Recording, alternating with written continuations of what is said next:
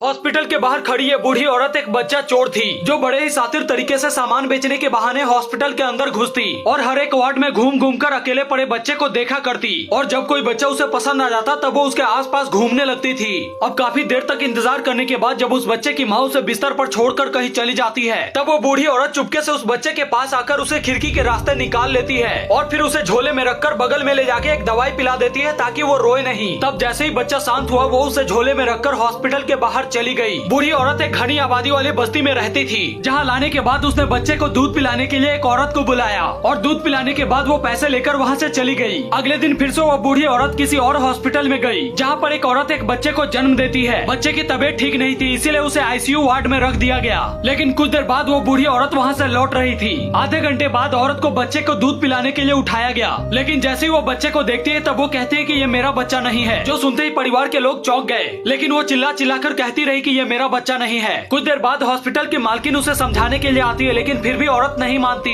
इसीलिए वो उसके परिवार के लोगों को बुलाकर वहाँ से ले जाने के लिए कहती है। लेकिन तभी आदमी देखता है कि उसकी पत्नी अपने बच्चे को कचरे के अंदर ढूंढ रही है। आदमी को अपनी पत्नी पर यकीन था इसीलिए वो पुलिस को बुलाकर इसके बारे में छानबीन करवाता है पर वहाँ कोई सबूत नहीं मिला इसीलिए वो अपनी पत्नी को लेकर घर चला जाता है। इसीलिए वो ये बात अपने दोस्तों से बताकर एक डॉक्टर से मिलता है। तब डॉक्टर उसे अपने बच्चे का डीएनए टेस्ट कराने के लिए कहता है ताकि वो हॉस्पिटल वालों के ऊपर केस कर सके। इसीलिए रात को आदमी सोते हुए बच्चे के बाल का सैंपल लेकर उसे जांच के लिए लैबोरेटरी में भेज दिया। तब आदमी का शक बिल्कुल सही निकला क्योंकि उसका डीएनए उस बच्चे से मैच नहीं कर रहा था। इसीलिए उसने तुरंत रिपोर्ट के आधार पर हॉस्पिटल वालों के खिलाफ केस कर दिया और जब ये बात कोर्ट में पहुंची तब जज तुरंत पुलिस वालों से इनके बच्चे को ढूंढने के लिए कहता है। इसीलिए पुलिस वालों ने एक दरोगा को ये जिम्मेदारी सौंपी और जब वो दरोगा जांच पड़ताल कर रहा था तब उसे ये खबर मिली कि आज रात एक नवजात बच्चे की बलि दी जाने वाली है। इसीलिए रात को वो लोग जाकर उस जगह को ढूंढने लगे। तभी आदमी को एक घर के अंदर से धुआं निकलती हुई दिखाई दी जहाँ पर कुछ लोग एक बच्चे की बलि देने वाले थे पर उसी बीच वो आदमी आकर उस बच्चे को बचा लेता है। लेकिन जब आदमी से इस बच्चे के बारे में पूछा गया तब वो कहता है कि ये बच्चा भी मेरा नहीं है।